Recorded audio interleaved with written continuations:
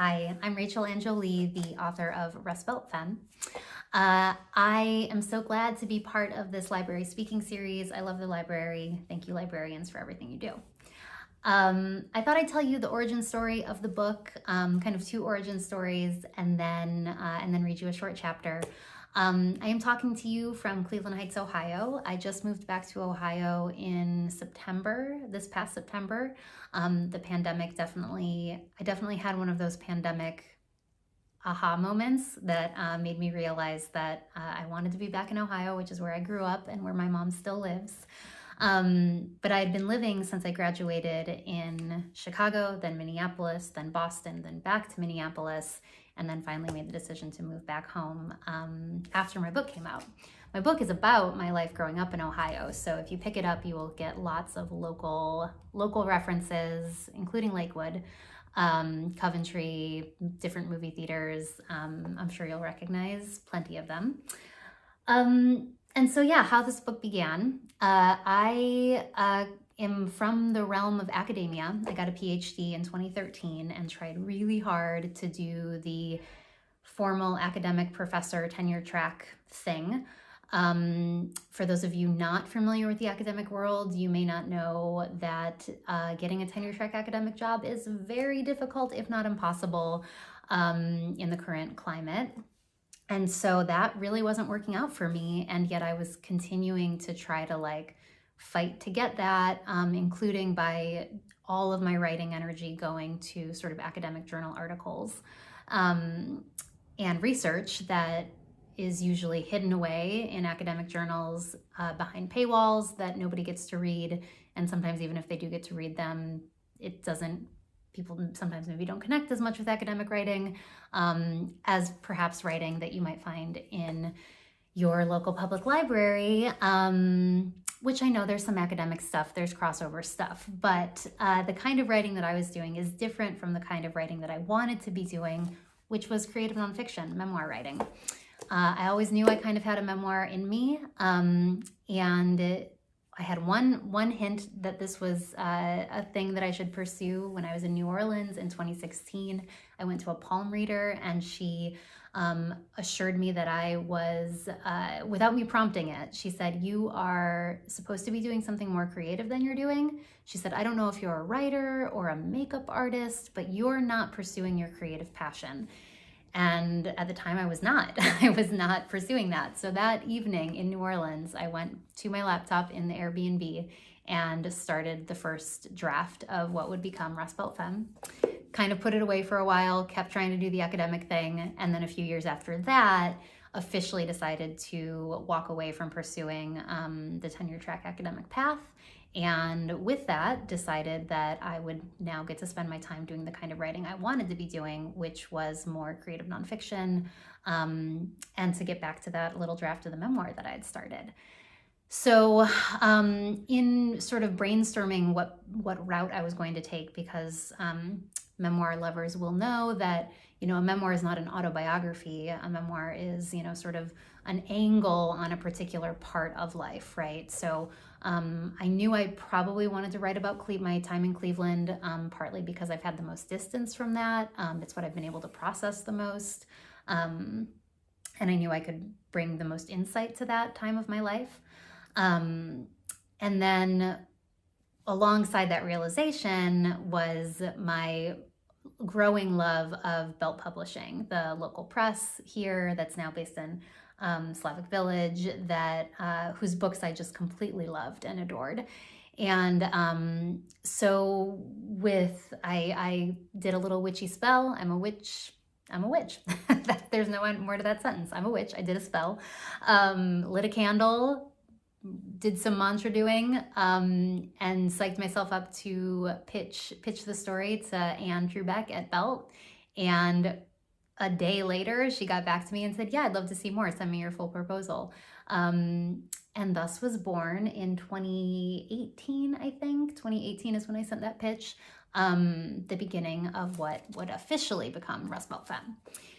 So this book ended up being, like I said, what I would call like a place-based memoir. My angle of sort of discussing myself was very much located in the geography of where I grew up. The book is very much about the land and the cities, and both I grew up in rural and suburban and urban areas in different times. So it's very much about the land. It's also about gender, very much about understanding my gender as a queer femme, and how the women that I grew up with really shaped the kind of femininity that I perform, as we would say in women's studies classes. And it's also about love and punk rock and what it was like to be politicized in the wake of the Iraq War after 9/11. It's also about friendship, and that's what I'm going to read to you today, is the chapter about my two very good friends who I grew up with, who are in the book. It's called Come As You Are. It's chapter 11. I become best friends with Kat the day before kindergarten, back when both our families were relatively normal. We play dolls on the day the parents are invited to get a preview of what their children will do when school begins. Kat is adorable with her room lighting smile and fountain ponytail in the middle of her head. I am still pretty cute myself, with platinum blonde curls and rosy cheeks. Perhaps that's why we are drawn to each other, and when doll playing comes easy, the connection is confirmed. A few months later, my father will get hit by the car. Kat's family in the nicer part of Brooklyn Heights will continue to remain stable for years after, and I will envy them, but also I'm invited into it. I get rides with her mom Lonnie in the family's BMW. I watch Kat and her older sisters do choreographed dances to Chevy's Girls, an old Saturday Night Live bit from the 70s. Her father, Stan, makes us tacos for dinner. But then the girl's Aunt Melanie dies of a drug overdose. Shortly after, Lonnie and Stan will begin to fight about, and Lonnie will begin to drink, and Kat will usher me out of the kitchen when Lonnie's voice is strange and when she is using Hostess mini muffins as scoops for the margarine bucket, telling us between bites that we are such good girls. I will recognize the heat on Kat's face.